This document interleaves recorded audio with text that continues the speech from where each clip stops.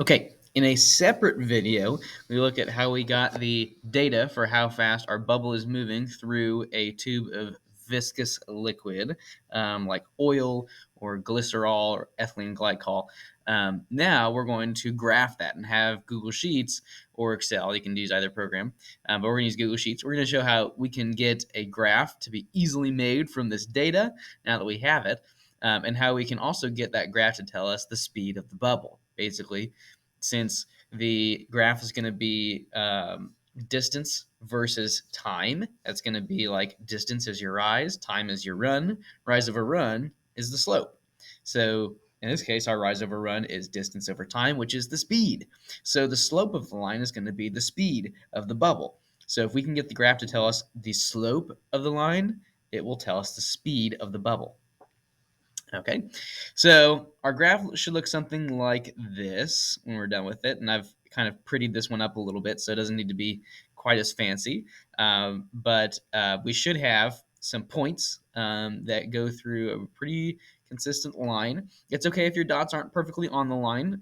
We're humans taking data, so there's going to be errors at some points. And so if you're a little bit above or below, that's not a huge deal.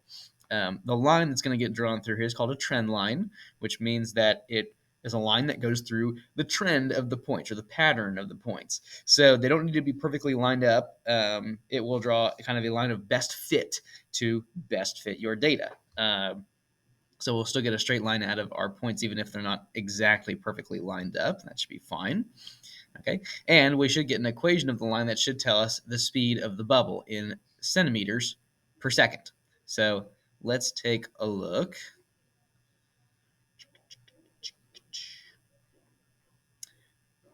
Okay, now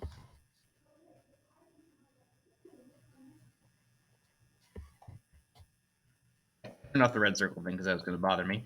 Okay, so when we have our data, say like for our red mystery oil down here, we can make a graph that looks like this, or like this, or like this, by just selecting our data and telling Google Sheets that we want to make a graph out of it, or as Google Sheets calls it, it's called a chart.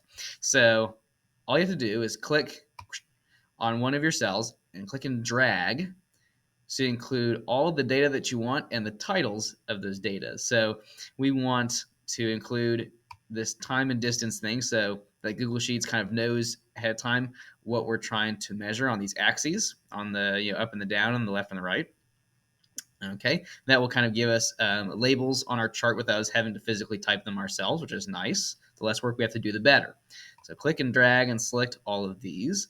Okay, keep in mind if you kind of grab the edge of a cell, sometimes it will move it instead of clicking and dragging. So just be ready on the undo button or hitting Control Z. That's the same thing. If you accidentally move something. Same goes for if you accidentally get it kind of on the corner down here, you'll get this little plus sign. So if you try and click and drag, it'll go and copy that number to a bunch of stuff. So be aware of that. We're going to click in the center of the cell, click and drag. So we have all this stuff highlighted and selected. If you go up to Insert up here at the top, click on that. Again, Google Sheets calls it a chart instead of a graph, but it's the same thing. So I'm going to click on Chart. Okay, and Google Sheets is going to do its best to make a graph that works with the data that we have. In this case, it worked out pretty well. We've got a bunch of dots that basically go in a line. Maybe it's not a perfect line, but it's pretty darn close. We have distance on the y-axis. We have time on the x-axis. It's looking great.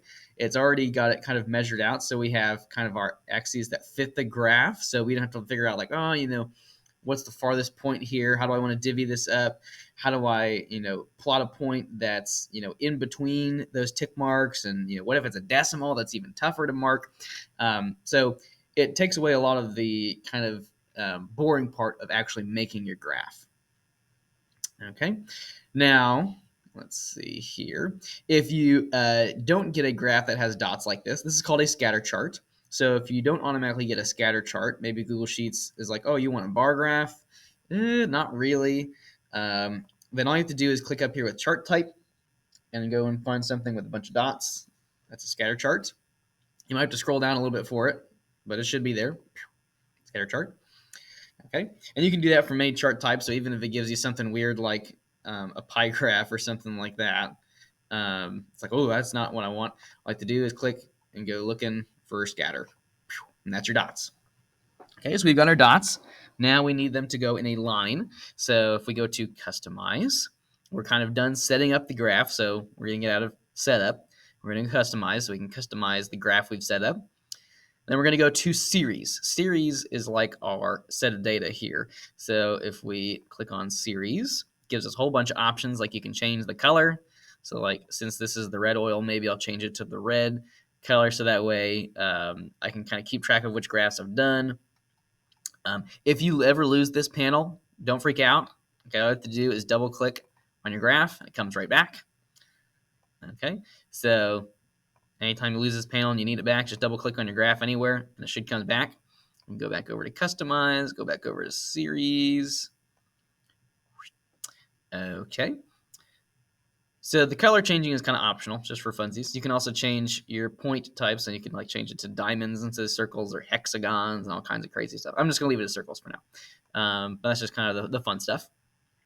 Okay.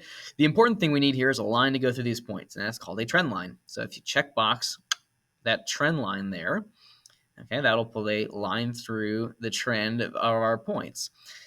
So now we got a line that kind of connects our points or best fits through it.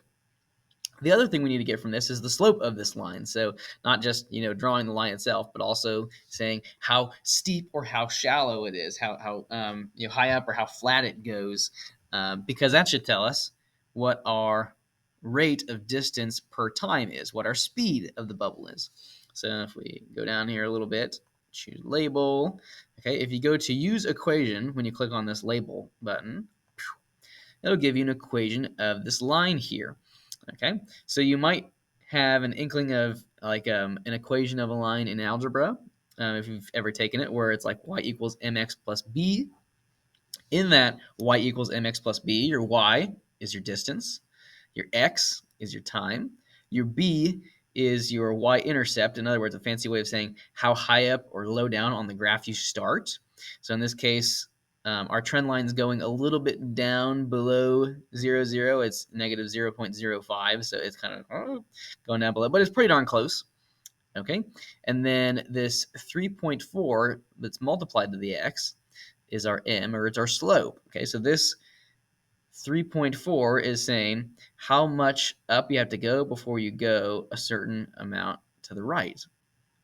Okay, so in order for our bubble to go 3.4 centimeters, it has to travel for 1 second. Okay, that's kind of saying 3.4 per 1 there, basically like that, if we kind of ignore the intercept here.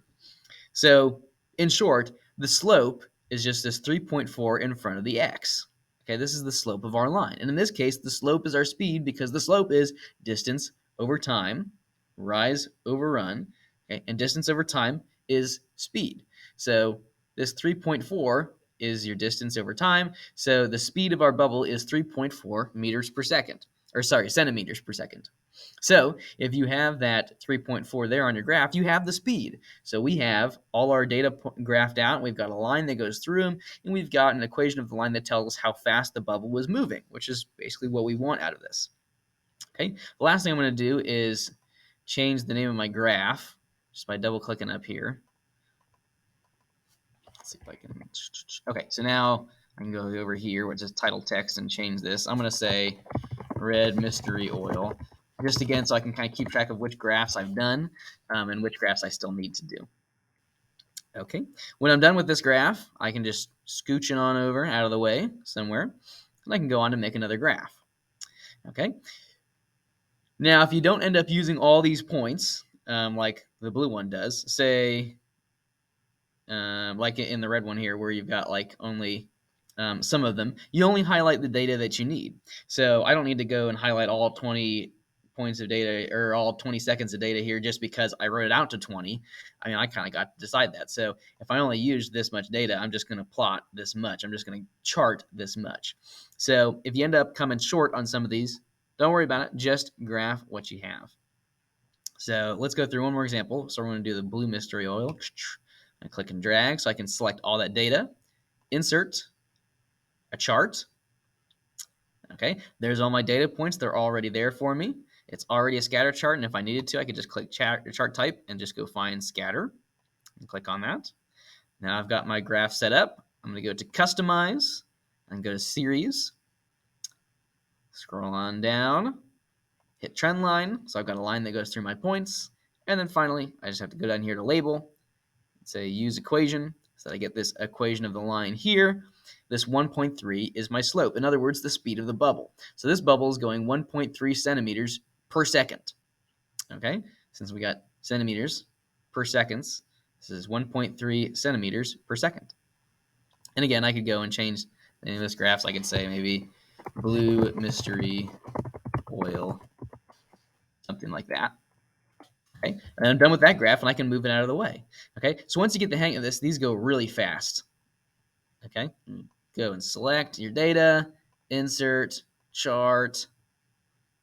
It's already a scatter, customize, series, trend line, use equation, boom, done. Okay, I can go change this to green mystery oil. And then if I wanted to, I can go back and change the colors and make it all fancy and things like that. But that's all there is to it. Okay, Google Sheets is a powerful tool that can make your life so much easier when it comes to graphing things. And hopefully this is helpful.